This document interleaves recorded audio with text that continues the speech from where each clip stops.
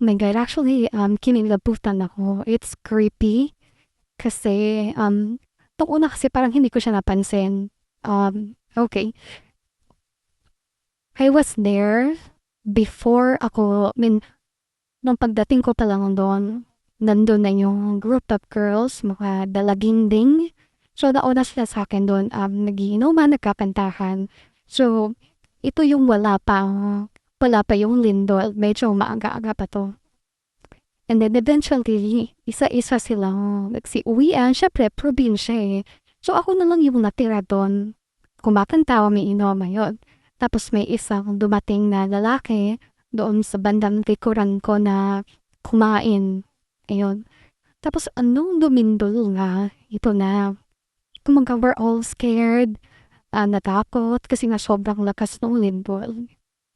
Tapos iyon na nga, habang kinapanood ko yung video kasi kuha yun ng CCTV doon sa resto bar. Kung mapapansin mo, yung babae na umupo doon sa harapan ng table ko, she's pointing out na, huy, umupo kayo. That's in Tagalog kasi. She said that in Cebuano or Bisaya. Sabi niya, um, lingkod mo or magsiupo kayo. But during that time, no, sinabi niyan, there were na may dalawang babae doon sa kabilang na nakatayo. Dalawa. So, kumaga lahat kami nagpapanik kasi may dalawang babae doon. Akala ko naman, yun din yung umalis. Hindi ko naman, na yun ang nagsikin sa akin na naalis na pala sila kanina pa. Tapos, nung tinignan ko yung kuha ng CCTV, wala sila doon. But they were just right there. Kung mapapansin mo, di ba, itinuro ng babae, yung may-ari na, uy, umupo kayo, ano bang ginagawa niyo? But walang ka-capture, walang nakita doon sa CCTV. Kaya parang kinilabutan ako. Lord! Loko! Awa din na to! Awa din na to! Ayun, sa gawas! Gawas na to! Ang titi! Pagwagwag!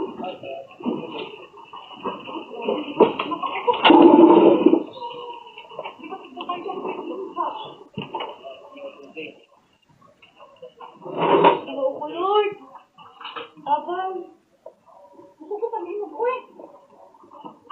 Wala ko na po ang Pepe. Di ba? Sige pa, uy!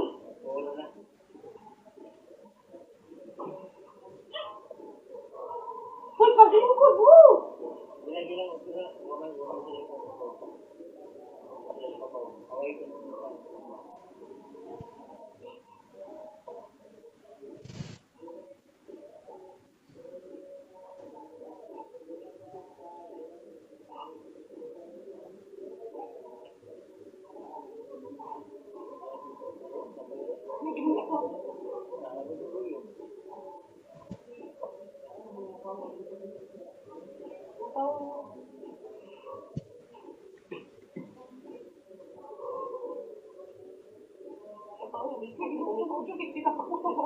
Mauso!